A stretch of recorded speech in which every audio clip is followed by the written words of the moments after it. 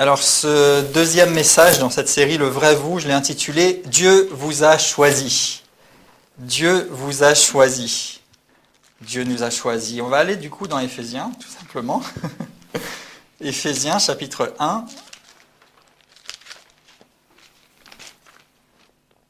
Et à partir du verset 1.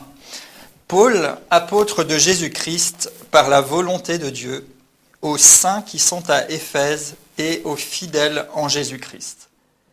Et j'aimerais déjà là, ici, tout simplement, Paul se présente. Et en fait, c'était la coutume, l'habitude à l'époque, quand on faisait une lettre, de commencer par se présenter en mettant son nom, éventuellement sa fonction ou son statut. Et puis, il y avait une salutation qui suivait. Nous, actuellement, on signe à la fin. Il s'annonçait tout de suite au début. Et ici, donc, Paul se présente.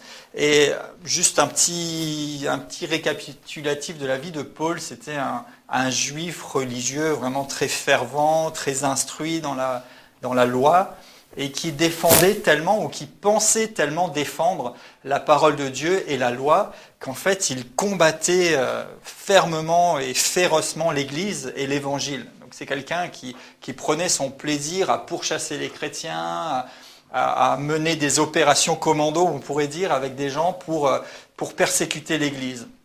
Mais un beau jour, Jésus l'arrête sur son chemin.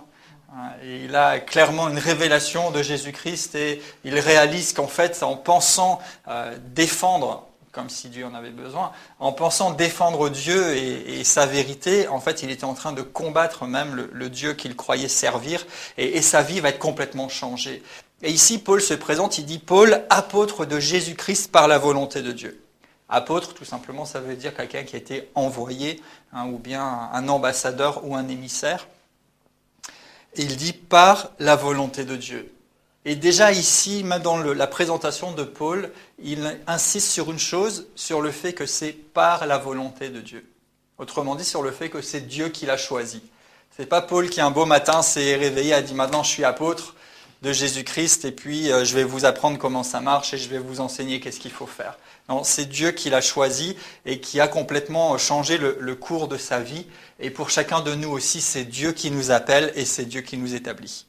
Et c'est par sa volonté que nous existons et que nous pouvons le servir. Et Paul a vécu beaucoup de choses. Sa vie est vraiment un enseignement très riche. Et dans toutes les difficultés qu'il a eues, et lui-même ensuite a été persécuté parce qu'il a changé de camp, on peut dire, mais à la fin il va dire « j'ai accompli ma course ». J'ai remporté le prix, j'ai combattu le bon combat.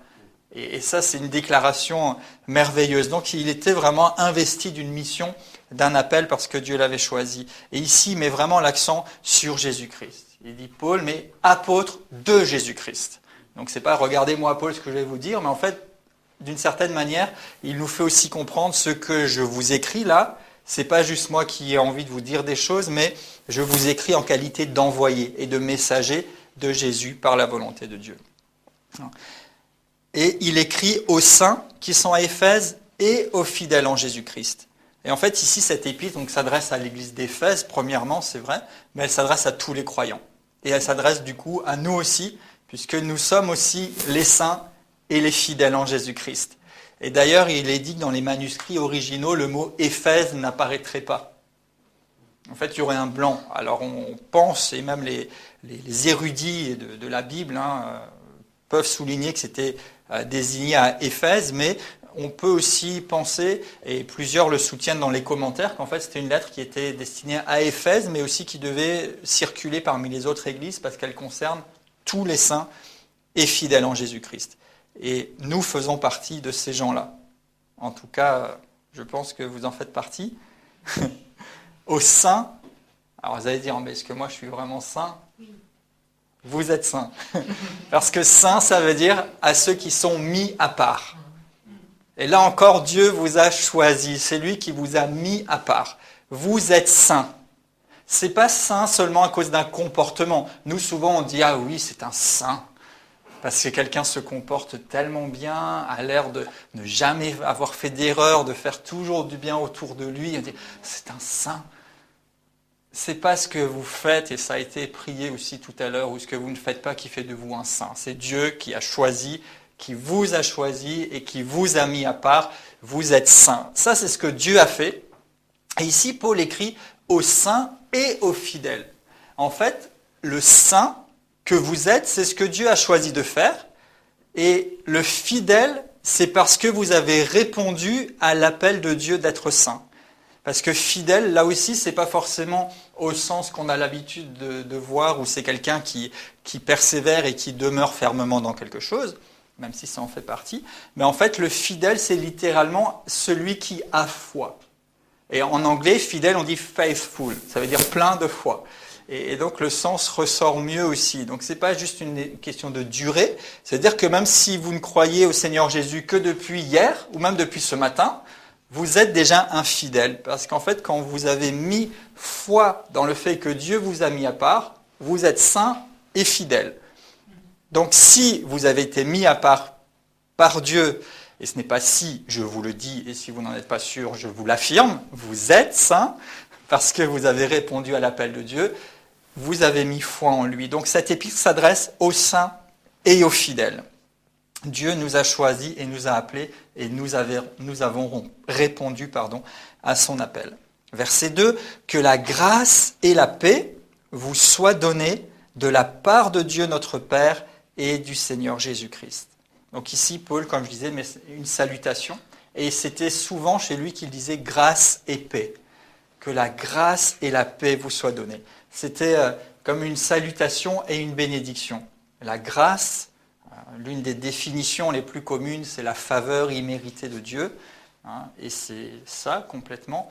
Mais la grâce, c'est pas juste une notion qu'on a justement cette faveur imméritée, mais en fait, dans la grâce, il y a la puissance et la provision qui rend concrète cette faveur de Dieu. Parce que des fois, on dit oui, vous savez, il y avait une expression un petit peu ancienne, mais on disait des fois « à la grâce de Dieu ». En gros, ça voulait dire « advienne que pourra ». Mais si on se remet vraiment à la grâce de Dieu, ça veut dire qu'on s'attend à ce que Dieu nous donne par sa faveur imméritée, mais à ce que cette faveur imméritée prenne une dimension concrète parce qu'elle est accompagnée d'une puissance qui la rend active. Donc quand il dit grâce et paix vous soient données, ça veut dire que c'est pas juste une faveur imméritée qui peut-être nous tombera dessus, mais la faveur et la puissance qui la rend réelle, c'est ce qu'il nous souhaite. Et la paix, vous connaissez l'origine de ce terme hébreu de paix, qui est shalom. Et shalom, ça veut dire en fait qu'on est en paix parce qu'on est entier. C'est la paix qui vient du fait d'être complet d'une certaine façon. Et c'est pour ça que jusqu'à aujourd'hui, d'ailleurs, les Juifs se saluent encore par un shalom. Et quand ils se disent shalom, c'est pas juste soit en paix, au sens soit tranquille ou quoi, mais ça, c'est toute une bénédiction, tout un ensemble. Il y a la paix à cause de la provision. Parce que vous pouvez être vraiment en paix quand vous savez qu'il est pourvu à tout ce qui est nécessaire. Donc que la grâce et la paix vous soient données de la part de Dieu notre Père et du Seigneur Jésus-Christ. Et on va voir tout au long de ce chapitre et de l'étude qu'on fait ensemble que nous avons tout ça à notre disposition. La grâce, la paix et tout ce qui doit concourir à la grâce et la paix de Dieu concrètement dans notre vie sont disponibles parce que nous sommes saints et fidèles. Nous avons été mis à part et nous avons répondu par la foi. L'Écriture nous dit d'ailleurs que vous êtes sauvés par la grâce au moyen de la foi. Donc en fait, ce que Dieu a fait, c'est qu'il a mis à disposition le salut. Il a répandu la grâce, c'est-à-dire la faveur imméritée et la puissance de la rendre active. Et c'est par notre foi que justement nous nous connectons à cette grâce et qu'elle devient concrète dans notre vie et qu'elle produit son fruit. Verset 3. C'est là que ça va commencer à chauffer.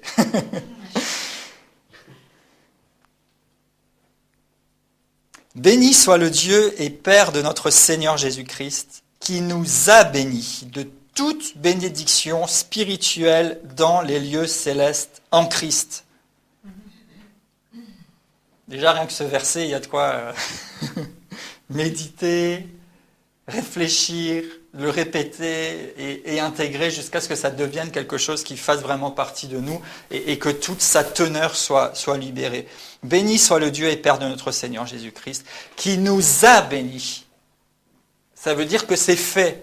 Et là aussi, dans l'original, il y a un temps grammatical qui n'existe pas en français, qui s'appelle l'aoriste. Et en fait, c'est quelque chose qui est vraiment acté, accompli, arrêté, réalisé.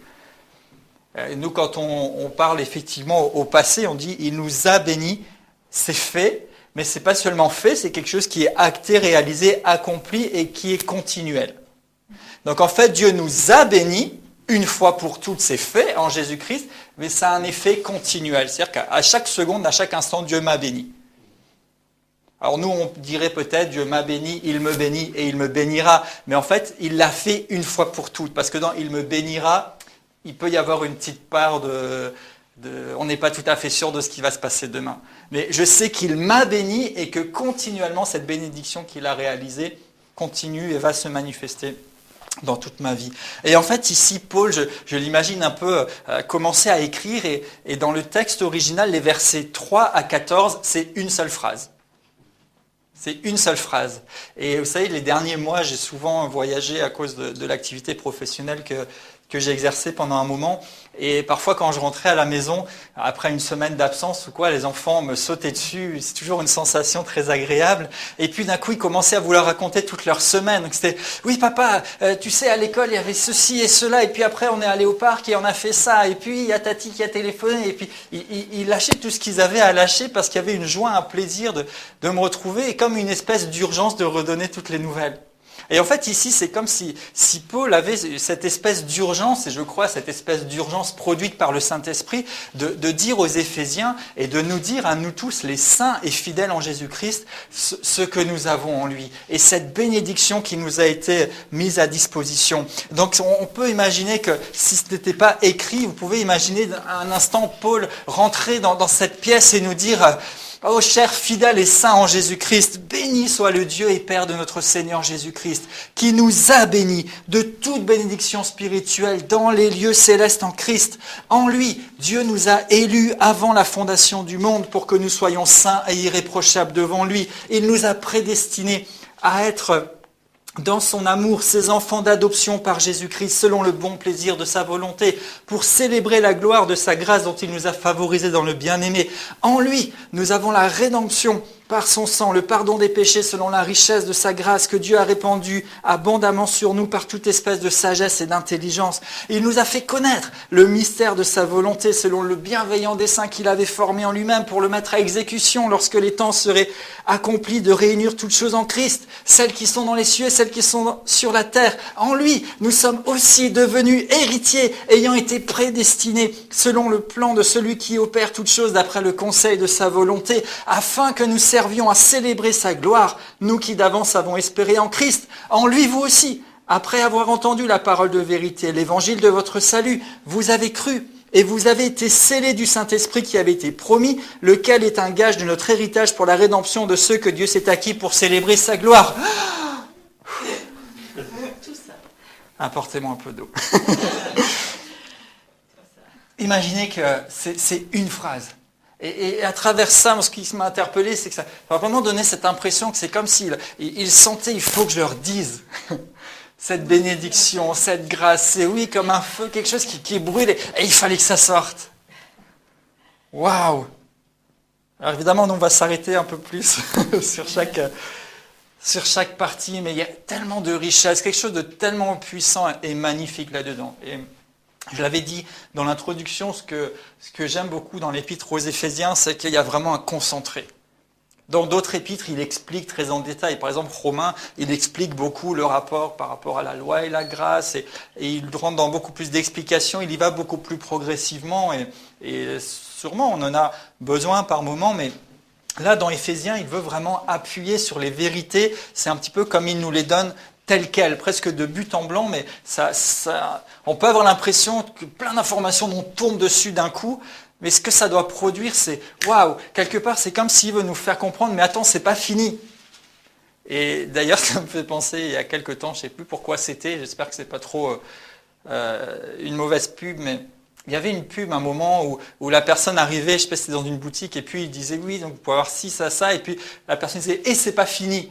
Et ça, c'est comme si ça continuait tout le temps la liste de tout ce que vous pouviez obtenir. Et là, c'est comme si Paul est en train de dire, vous avez été bénis de toute bénédiction dans les lieux célestes en Christ. Et c'est pas terminé. Il vous a élu avant la fondation du monde. Et c'est pas fini. Il vous a prédestiné. Et donc, il y a vraiment comme une insistance. Et je crois que le Saint-Esprit aussi veut comme réinsister dans nos vies en disant, mais c'est pas terminé, il y a encore tellement que j'ai pour vous. Et même si vous avez déjà saisi à un certain niveau et jusqu'à une certaine dimension, certaines vérités que Paul nous rappelle ici, en fait, c'est pas fini parce qu'il y a encore une dimension plus grande de cette grâce qui doit être activée et libérée dans votre vie alors que la parole prêchée produit la foi.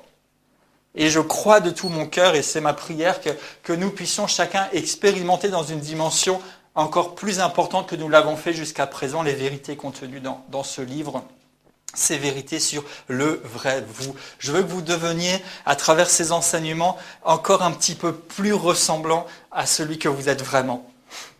Moi, je vois votre aspect physique et j'essaye de soigner le mien pour être agréable, mais Dieu nous voit à travers l'œuvre de Jésus-Christ et tout ce qu'il nous dit dans sa parole doit nous amener à vraiment coller avec ce que je suis vraiment. Je ne suis pas ce garçon timide qui n'ose pas aller vers les gens. Je suis quelqu'un qui suis rempli d'assurance parce que l'Esprit de Christ témoigne que je suis enfant de Dieu et parce que je n'ai pas reçu un esprit de timidité pour être encore dans la crainte, mais son esprit me remplit de force, d'amour et de sagesse.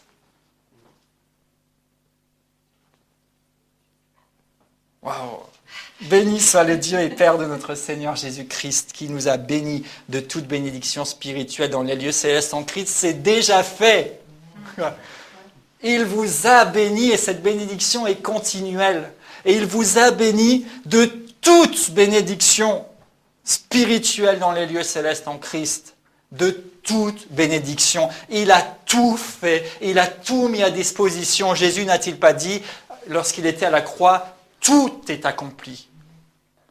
N'est-il pas écrit aussi, nous avons tout pleinement en Jésus-Christ? N'est-il pas dit plus loin dans cette même épître aux Éphésiens qu'il est celui qui remplit tout en tous? Et oh combien ça m'a aidé. J'aime ce tout. Il remplit le tout en tous. Ça veut dire que s'il y a quelque part un vide en moi, il le remplit. Il le remplit. Il vous a béni de toute bénédiction spirituelle dans les lieux célestes en Christ. Spirituel, pourquoi? Parce que pour l'instant, certes, ce n'est pas forcément tout de suite matériel. Spirituel parce que ce n'est pas de nature terrestre. Si Jésus nous avait juste fait du bien d'un point de vue terrestre pendant sa vie sur terre, et il l'a fait, mais seulement les gens qui ont vécu pendant ces 33 années avec lui en auraient profité.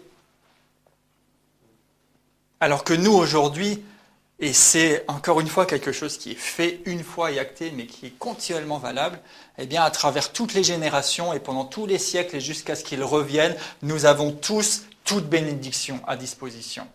Toute bénédiction spirituelle dans les lieux célestes en Christ. Il a tout mis à disposition en Christ. Et dans les lieux célestes, ça ne veut pas dire que ce soit inaccessible, mais ça veut dire que tout est disponible là où Dieu demeure lui-même, dans les lieux célestes. Et ce qui est merveilleux, on le verra un petit peu plus loin dans ce même livre encore, c'est que nous aussi, nous sommes assis avec Christ dans les lieux célestes.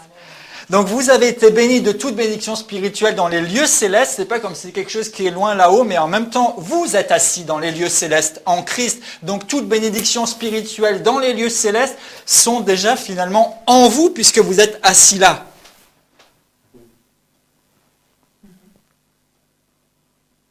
Mais comme il est dit aussi dans Éphésiens 1,10, on regardera un petit peu plus tard, il a voulu rassembler en Christ les choses du ciel et les choses de la terre. Donc ça veut dire que nous sommes en fait les agents par lesquels Dieu choisit de se manifester et de se révéler sur la terre, parce que nous avons pour l'instant encore un corps physique qui fait que nous interagissons avec le monde physique, mais nous savons que nous sommes esprits. Et nous savons que nous sommes assis avec lui dans les lieux célestes. Mais nous sommes ce point d'échange entre le spirituel et le naturel, entre le céleste et le terrestre. Il nous a bénis de toute bénédiction spirituelle dans les lieux célestes en Christ. Vous avez tout ça, c'est accompli et c'est disponible. Et ensuite, c'est comme s'il développait un petit peu, il soulignait un peu plus des facettes et des manières dont cette bénédiction se manifeste. Verset 4, en lui, donc c'est en Jésus, Dieu nous a élus avant la fondation du monde pour que nous soyons saints et irréprochables devant lui. En lui, donc en Jésus. Et cette expression revient finalement constamment dans tout ce passage que je viens de vous lire très vite, comme si j'avais le besoin de faire comme Paul, mais qu'on va regarder tranquillement, mais en lui. Et en fait, ce qui est déjà nécessaire de souligner ici, c'est que c'est en Christ, c'est en Jésus. C'est par lui, c'est à cause de lui, on pourrait dire quelque part, ou plutôt c'est grâce à lui que nous avons toutes ces choses. À aucun moment il dit parce que vous avez fait ceci, ou parce que vous auriez accompli telle chose, ou bien si vous faites telle chose. Même s'il est évident aussi, et c'est bien de le dire au passage, que l'Écriture nous enseigne que si nous obéissons, nous sommes bénis. Donc on sait qu'on doit obéir, se positionner et marcher selon le plan de Dieu. Mais en fait, même si nous obéissons, ce n'est pas juste à cause de notre obéissance que nous aurions accès à quoi que ce soit. C'est en Jésus. C'est grâce à Jésus, grâce à lui. Donc en lui, Dieu nous a élus, c'est-à-dire Dieu nous a choisis. Il vous a choisis. Il vous a choisis, vous avez vu, avant la fondation du monde. Donc, vous n'avez même pas eu le temps de bien faire ou de mal faire qu'il vous a déjà choisi. Merci Seigneur. Qu'est-ce que c'est rassurant.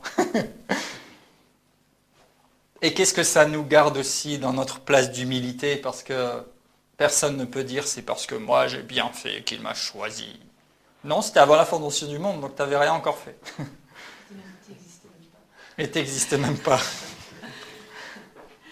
Et vous savez, quand Job était dans son temps de test et qu'à un moment il discutait un petit peu avec Dieu, Dieu lui a même dit, mais toi tu étais où quand moi j'ai fait la terre et qu'est-ce que tu faisais? Et c'est là que finalement Job va dire, Éternel, c'est vrai, je reconnais que tu peux tout et que rien n'était impossible. Et avant la fondation du monde, pas par nos mérites, pas par nos démérites non plus, il nous a choisis, avant même la fondation du monde. Et l'Écriture nous montre qu'avant la fondation du monde, il nous connaissait. Aucun d'entre nous n'est une surprise pour Dieu, aucun d'entre nous n'est un accident de la vie. Dieu a voulu que vous existiez, chacun et chacune individuellement. Et il vous a choisi. Il vous a choisi. Il vous a choisi. Moi, ça me fait beaucoup de bien. Vous savez que Dieu m'ait choisi. Et quand j'étais un peu plus jeune et qu'on était encore à l'école, ça allait, c'est plus au collège. Et quand j'étais enfant et même ado, j'étais assez timide et un petit peu refermé du coup pour plein de raisons. Et j'avoue aussi que le sport n'était pas ma discipline préférée. Je suis plutôt intellectuel. Mais je me suis mis au sport après. Et souvent au sport, quand il y avait des jeux d'équipe, le prof désignait deux capitaines. Et ensuite, les capitaines devaient choisir leurs équipiers. Ça vous parle? Et c'est très humiliant pour ça. Et en fait, la plupart du temps, je n'étais pas vraiment choisi. J'étais le commis d'office parce qu'on avait choisi tout le monde et qu'il ne restait plus que moi. Et c'est vrai que ça n'aidait pas à construire sa confiance. Et même si personne ne vous a choisi, et même si personne ne vous choisirait encore aujourd'hui, Dieu, lui, vous a choisi. Dieu vous a choisi. Il vous aime, il vous a voulu et il l'assume. Il vous a choisi. Il vous a choisi. Et avant même que vous n'y pensiez, lui, il vous a déjà choisi. Jésus lui-même dira, ce n'est pas vous qui m'avez choisi, mais moi, je vous ai choisi. Parfois, nous, on croit qu'on a choisi Jésus, on croit qu'on a choisi de le suivre. Et dans une certaine mesure, il y a de ça, mais en fait, on n'a pas vraiment choisi Jésus. On a répondu au choix de Dieu envers nous. Et ça se voit dans cette anecdote que que tu nous as donné tout à l'heure aussi, de cette personne qui prend du stop et à chaque fois elle tombe sur quelqu'un qui lui parle du Seigneur. Dieu l'a choisi, ce garçon ou cette personne. Et je crois aussi, et sinon je prie que là encore le Saint-Esprit poursuive cette œuvre et qu'il réponde au choix de Dieu et qu'il reçoive cette vie nouvelle. Et pour chacun de nous, Dieu nous a choisis. Dieu nous a choisis. Il nous a choisis avant la fondation du monde pour que nous soyons saints et irréprochables. Saints, on en a déjà parlé un petit peu tout à l'heure, c'est maintenant ce que c'est. Il veut que nous soyons mis à part. Il veut nous marquer de son nom, il veut qu'on soit à part pour lui, pas juste parmi le commun des mortels, si on peut dire ça comme ça. Vous n'êtes pas quelqu'un de commun ou de banal, vous avez été choisi, vous avez été mis à part. Pour être donc saint, mis à part et irréprochable. Saint et irréprochable. Donc ça veut dire qu'il a voulu vous mettre à part et il a choisi aussi que vous deveniez irréprochable, c'est-à-dire que cette mise à part se voit aussi dans votre vie et dans votre comportement, en fait. Mais il nous a choisis pour ça. C'est pas parce qu'on est irréprochable que Dieu nous choisit, mais il nous choisit et parce qu'il nous a choisis, en fait, il nous met à part et cette mise à part contient la capacité, par la grâce dont on a parlé, de devenir irréprochable. Waouh! Alors parfois on dit oui, personne n'est parfait et on ne sera jamais parfait tant qu'on est sur cette terre. Et c'est vrai parce que notre corps porte les marques du péché et de la corruption. Mais n'empêche que Dieu a l'ambition de faire de vous quelqu'un d'irréprochable. Aux Thessaloniciens, il est écrit que votre être entier, esprit, âme et corps soit conservé irrépréhensible, on peut dire sans reproche, irréprochable, pour le retour du Seigneur Jésus.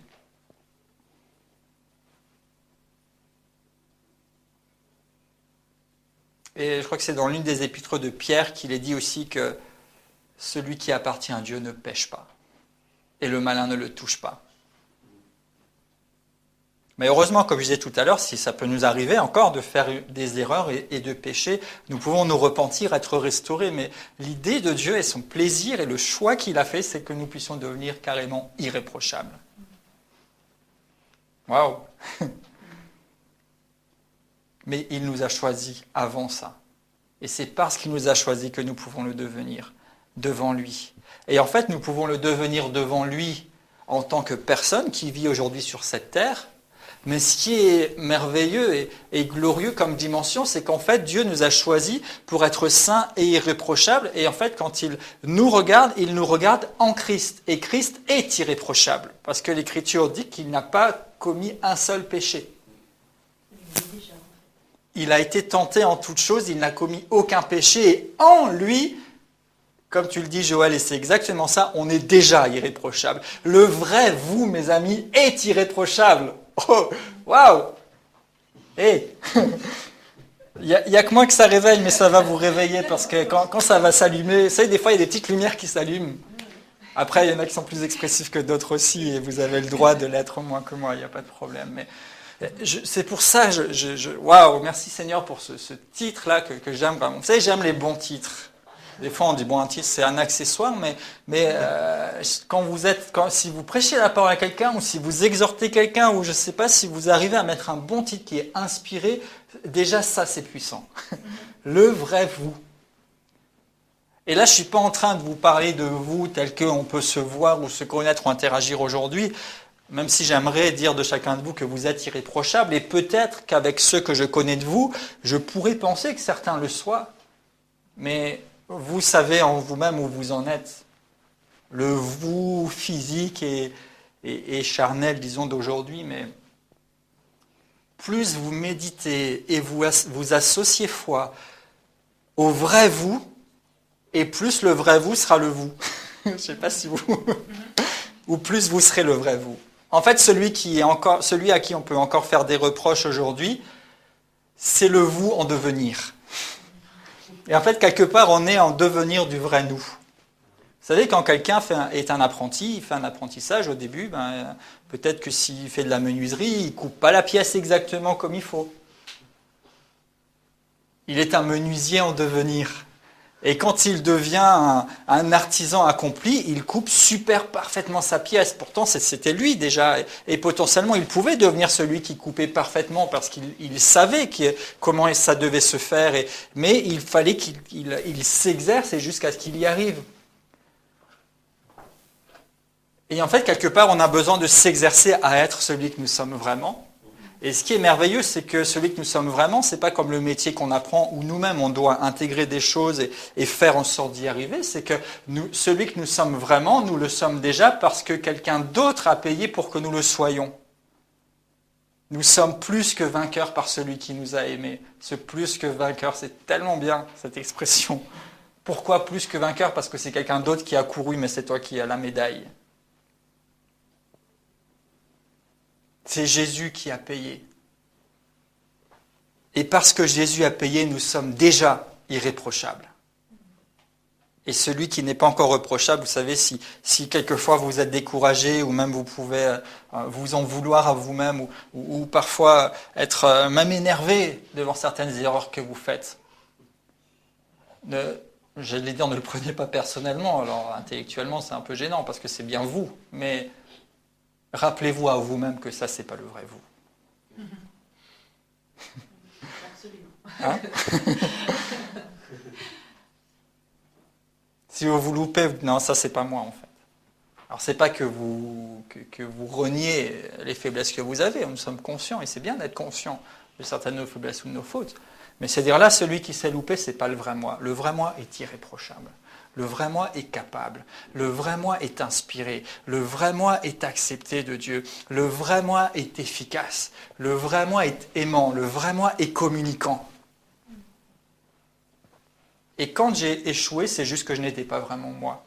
Est-ce qu'il vous est pas arrivé de dire ou d'entendre quelqu'un dire « j'étais pas vraiment dans mes baskets » ? C'est comme si vous êtes à côté de vous-même. Parce que c'est vrai que les circonstances et tout ce qui se passe font qu'on peut facilement se déconnecter de ce que nous sommes vraiment.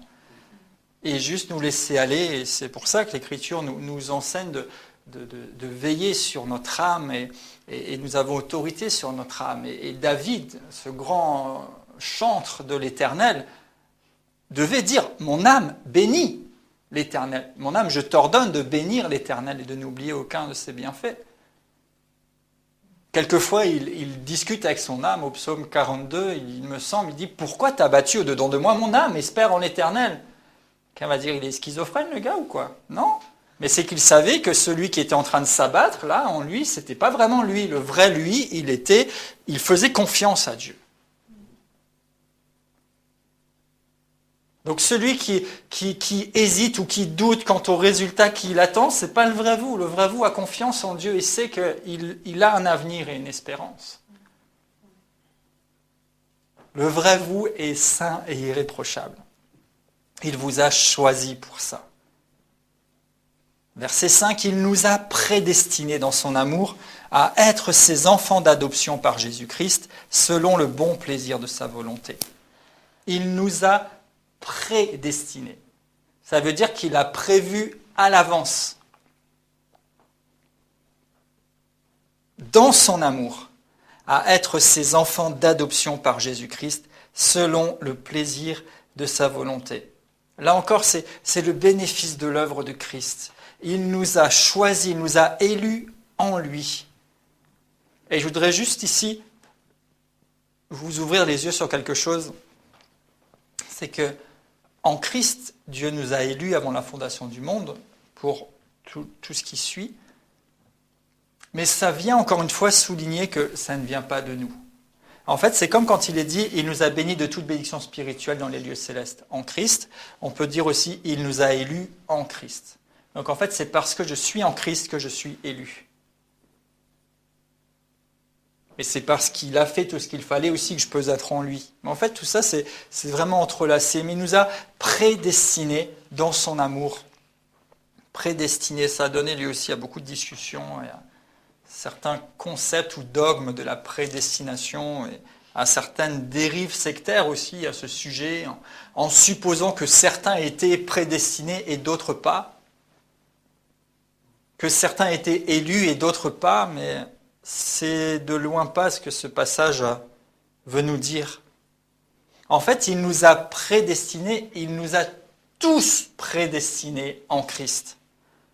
En fait, Dieu, en envoyant Jésus sur la terre, a fait en sorte que nous puissions tous accéder au salut, à la vie éternelle et à une vie abondante en lui. Il nous a tous choisis, il nous a tous prédestinés, tout le monde sur cette terre.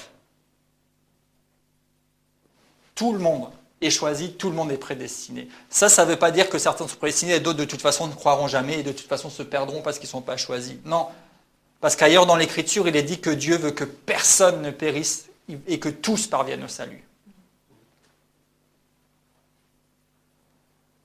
Mais ce qui fait que ce choix devient réel et évident, c'est qu'effectivement nous répondions, comme je disais tout à l'heure, et que nous venions à Christ.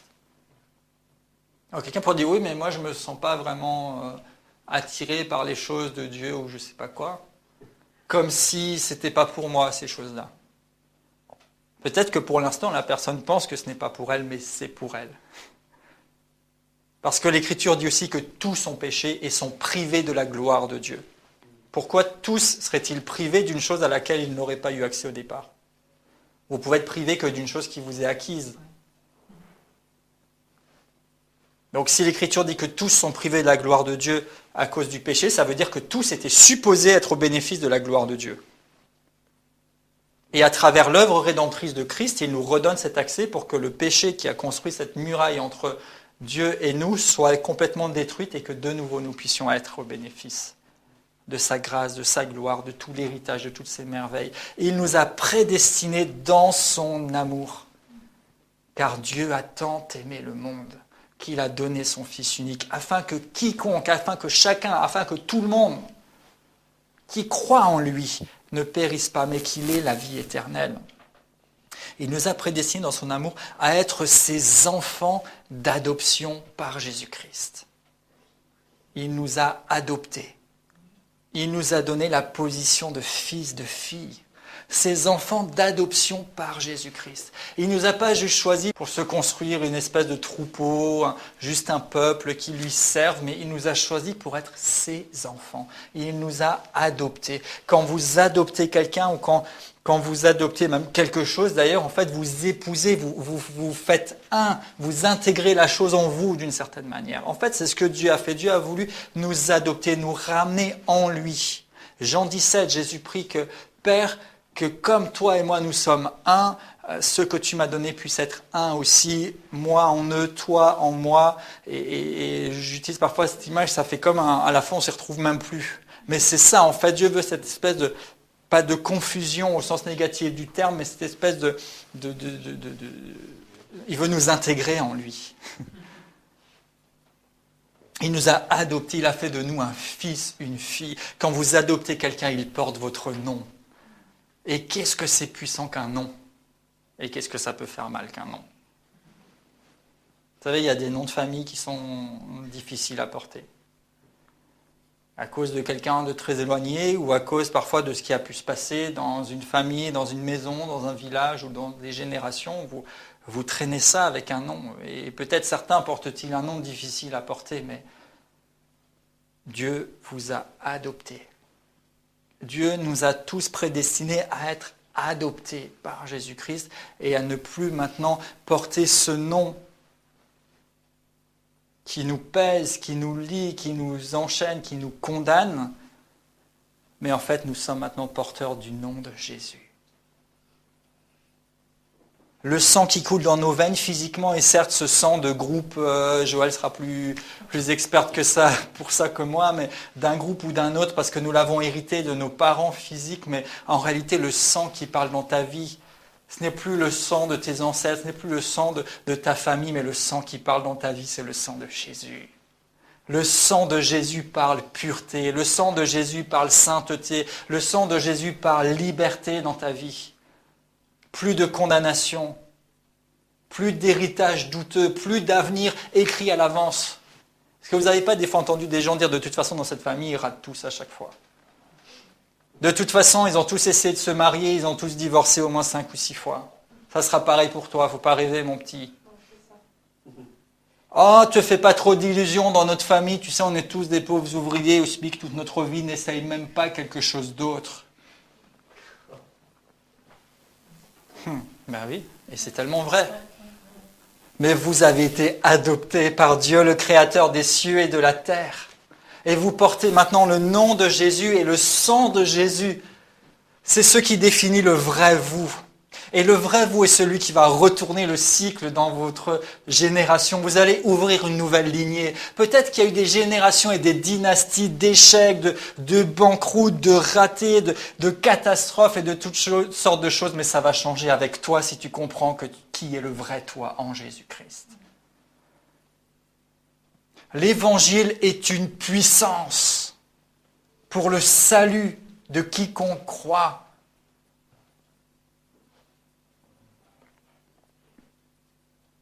2 Corinthiens 5, 17, qu'on avait pris en introduction aussi. Si quelqu'un est en Christ, il est une nouvelle créature.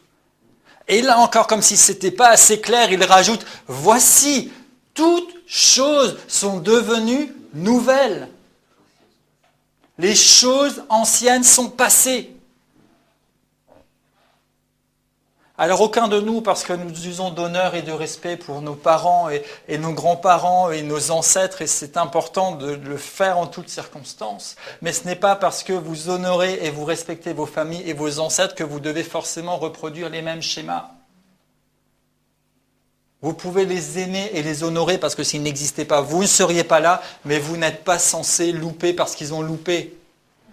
Vous n'êtes pas censé devenir celui qu'ils ont prévu que vous deveniez juste parce que c'était leur projet. Vous êtes censé devenir celui que Dieu dit que vous êtes. Épousez votre destinée en Jésus-Christ. C'est selon le bon plaisir de sa volonté. Il nous a prédestinés à être ses enfants d'adoption. Et j'ai tellement aimé le témoignage tout à l'heure de cette petite fille qui disait « mes parents ne seront même pas là, je suis triste ».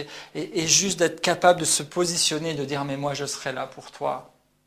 Et c'est ce que le Père fait pour chacun d'entre nous. Et peut-être que quelqu'un n'a pas connu forcément tout l'amour parental ou familial dont il peut avoir besoin, mais Dieu le Père se positionne, il nous a choisis, il nous a adoptés. Et même quand vous avez vécu dans un cocon d'amour et une vie équilibrée, l'adoption que vous offre Dieu le Père vous ouvre des portes qu'aucune famille, qu'aucun filon, qu'aucun piston ne peut vous ouvrir. Y compris dans cette vie sur terre. Le fait qu'il nous ait prédestinés comporte son plan, son projet et la provision qui va avec. La seule chose qui manque, si on peut dire, c'est juste notre réponse. Dieu n'a pas choisi ou nous a pas prédestinés à être en Christ. Je veux dire, il n'a pas choisi que nous soyons en Christ. Mais en fait, il a choisi que nous soyons adoptés, que nous soyons favorisés, que nous soyons ses enfants et tout ce qui va avec en Christ. La seule chose qu'il n'a pas prévue, c'est notre réponse. Parce que celle-ci nous appartient. C'est la seule chose qu'il n'a pas prévue d'avance, parce qu'il nous laisse la liberté. Même si ça ne tenait qu'à lui, il fera en sorte qu'on réponde tous. Et c'est pour ça qu'il insiste encore et encore. Et c'est pour ça que même dans l'Ancien Testament, il essayait d'ouvrir les yeux de son peuple. Et il disait, mais choisis entre la mort et la vie, mais choisis la vie. Nous avons le choix. C'est la seule chose que Dieu n'a pas fixée. Et ça, il faut en être conscient aussi. Et c'est pour ça que je vous applaudis parce que vous avez choisi de répondre à l'appel de Dieu, parce que c'était écrit nulle part. Ce qui est écrit, c'est que Dieu vous a appelé, qu'il a tout disposé pour vous, mais vous avez choisi, vous avez fait le bon choix. Et si quelqu'un peut-être qui entend ce message par quelque moyen que ce soit n'a pas encore fait ce choix, c'est entre tes mains. Dieu a choisi de te bénir, de faire de toi son enfant, de manifester sa gloire et sa grâce dans ta vie. La seule chose qui manque, c'est que tu répondes à cet appel. C'est tout ce qui manque. Et c'est aujourd'hui le jour du salut. C'est aujourd'hui le jour de la délivrance. Aujourd'hui, si vous entendez sa voix, n'endurcissez pas vos cœurs.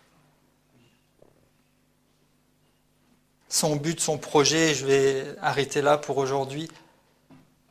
Le verset 6, donc il nous a choisis, nous a prédestinés pour célébrer la gloire de sa grâce dont il nous a favorisés dans le bien-aimé. En fait, tout ce que Dieu fait dans nos vies, c'est vrai, c'est pour que nous en bénéficions, mais en fait, tout cela sert à célébrer la gloire de sa grâce. Donc, si même quelqu'un peut-être pourrait me dire, mais moi, ça me va bien de juste savoir que je vais aller au ciel et que j'ai la vie éternelle, même si je me sens parfois encore un petit peu incertain ou abandonné ou indigne et tout ça, c'est pas grave pourvu que j'aille au ciel. C'est pas le plan de Dieu. Dieu t'a choisi et il y a plus que ça, tout à fait. Et c'est pas terminé. Et c'est même pas seulement pour toi, c'est pour célébrer la gloire de sa grâce. Donc bien sûr que c'est pour toi, tu en es béni, et quelque part la boucle est bouclée, parce qu'avec cette histoire de parfum aussi, c'est quelque chose que de donner au Seigneur, ou de répandre sur lui ce parfum de grand prix, comme l'a fait cette femme.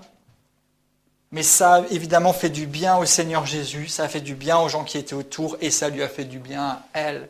Et en fait, quand vous répondez à l'appel et au choix de Dieu, quand il vous a choisi, ce n'est même pas seulement que pour votre bien, c'est pour le bien du Seigneur, parce qu'il prend plaisir, c'est dit selon son bon plaisir, ça lui fait plaisir.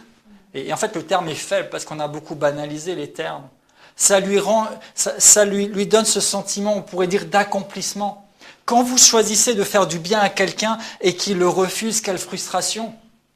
Mais quand vous choisissez de faire du bien à quelqu'un et que la personne le reçoit avec joie, combien ça vous fait du bien à vous-même, combien vous êtes heureux, combien le Père prend plaisir à ce que nous répondions à son choix et à son appel.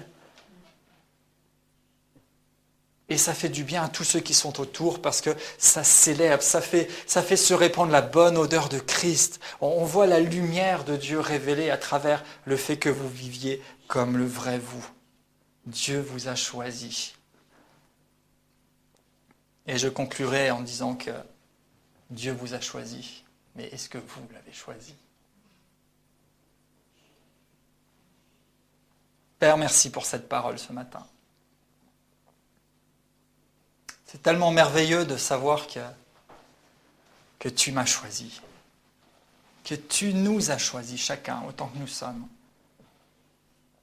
Tu nous as choisis, tu nous as élus, tu nous as adoptés. Père, je te remercie parce qu'à travers cette parole et l'action de ton Saint-Esprit, tu viens penser les blessures dans les cœurs de toutes ces personnes qui peut-être se sentent encore rejetées ou parfois éloignées ou sur le bord du chemin.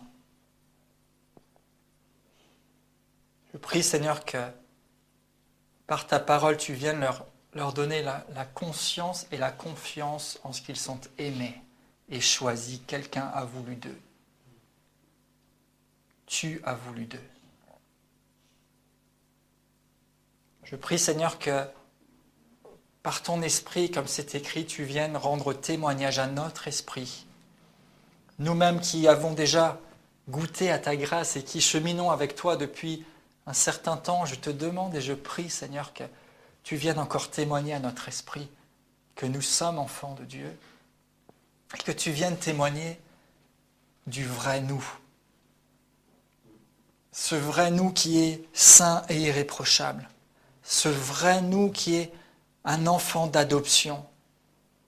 Ce vrai nous qui doit servir à célébrer la gloire de ta grâce. Parce que tu nous as choisis. Et parce que tu as disposé et répandu tout ce qu'il fallait pour que nous t'appartenions. Ce vrai nous qui est déjà béni de toutes sortes de bénédictions spirituelles dans les lieux célestes en Christ. Que ces réalités, Seigneur, soient évidentes pour chacun de nous. Père, que nos cœurs soient éveillés tout à nouveau à ta vérité et que ta lumière brille alors que nous goûtons, sentons, voyons, expérimentons combien tu es bon. À toi seul la gloire et à toi notre reconnaissance. Dans le nom de Jésus. Amen.